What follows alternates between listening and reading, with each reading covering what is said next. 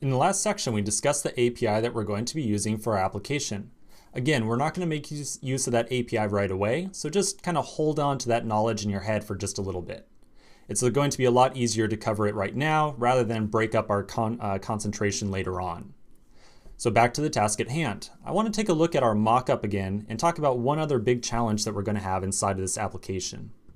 Okay, so here's our mock-up. You'll notice that at the top of each of these diagrams or each of these separate pages, we indicated the route that a user would be navigating to, or the route that they would be visiting. So to look at the list of all different posts that the user has created, they might be going to a URL like mypost.com/. So just the very root route or the home route of our application. And then we had said that if a user goes to posts/5, we want to show them the post with ID 5 on the screen.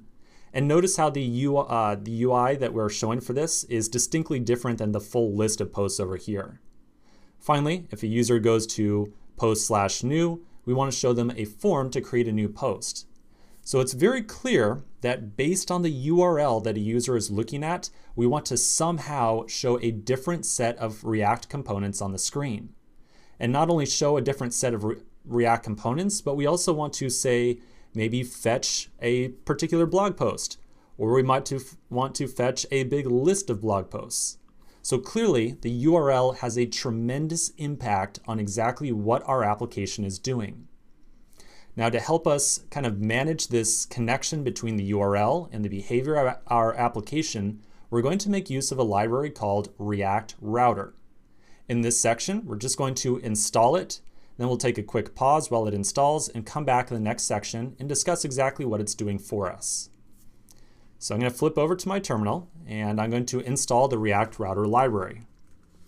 I'm going to run npm install --save React Router, and we're going to install a very particular version of React Router. We're going to say at 4.0.0 like so.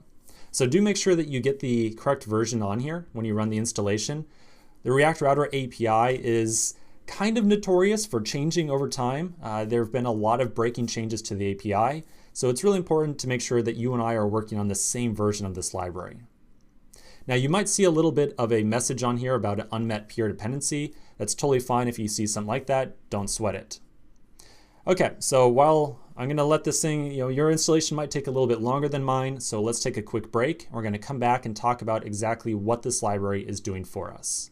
Now that discussion's going to be really long, and so yeah, we're going to tackle it inside the next section. So I'll see you in just a second.